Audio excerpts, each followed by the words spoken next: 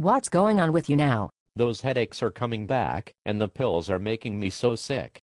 I've been up all night puking, and haven't slept one bit.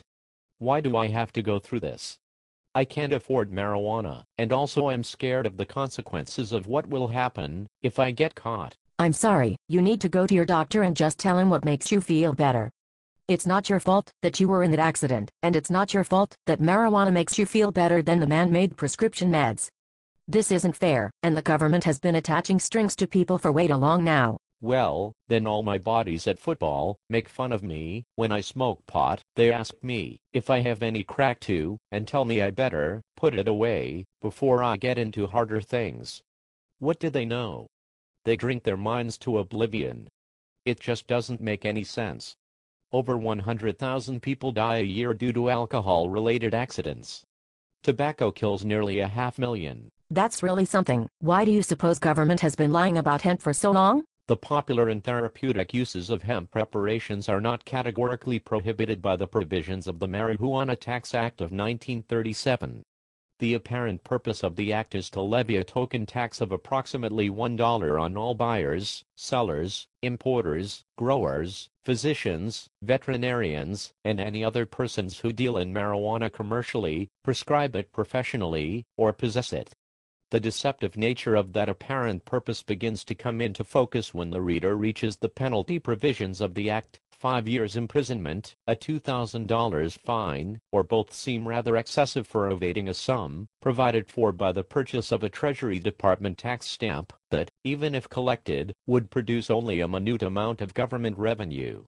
Fines and jail sentences were further increased to the point of the cruel and unusual in subsequent federal drug legislation that incorporated the Marijuana Tax Act. That's so screwed up. So in other words, we've been throwing people in jail just because the government can't make enough for it to be worth it. Or what? Something like that. They always say you can't patent a plant because it's not an invention. Government is really something. It used to be mandatory to grow a certain amount of hemp on your land. Now just because they don't understand it, they feel they have the right to take this beautiful plant from us. There is absolutely nothing wrong with marijuana. That's borderline fact. From all the research I've dug up, there are much more doctors for it than against. Still, we have propaganda that has sunk in people's heads. Most do have a brain for themselves though. So if people are so for it, why don't we legalize it, tax it, regulate it, and control it? It seems it would be so easy to get enough people together for this cause. It's been a long hard road for legalization of marijuana. The biggest problem with marijuana was when people started putting marijuana up with drugs like heroin and cocaine. Mind you, this is before we knew anything about drugs. The only reason we have drugs illegal is because we made them illegal. So in a sense it's the government's fault that marijuana is a gateway drug, which can be defeated very easily. Most people start out with cigarettes and alcohol. With that said, I guess that would make cigarettes and alcohol a gateway also.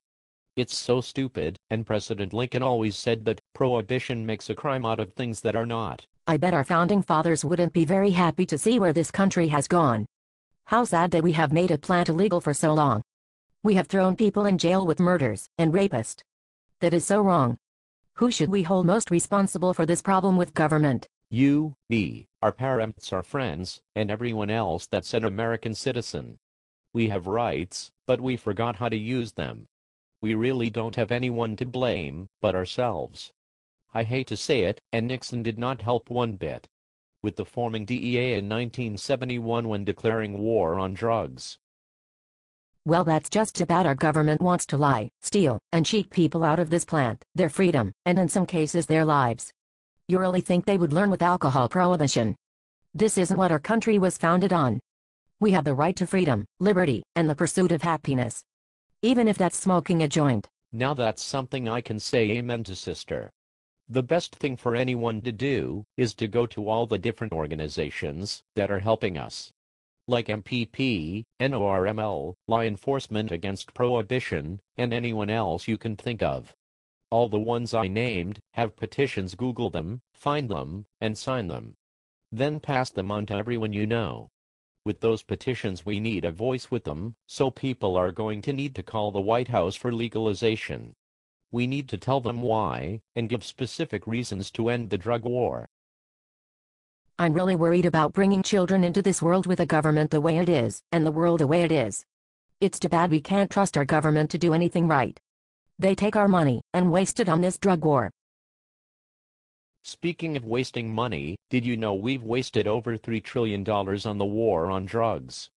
Currently our yearly budget for this failure is $22 billion a year, and that's about $1,700 a second, 24 hours a day, 7 days a week. Your money, and my money, is going to this war on drugs.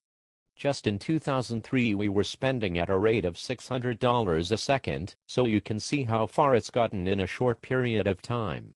Thanks to Bush and his cronies, marijuana patients all over the U.S. are suffering because the DEA has been ruining people's lives over a plant. We need to stop the drug war now.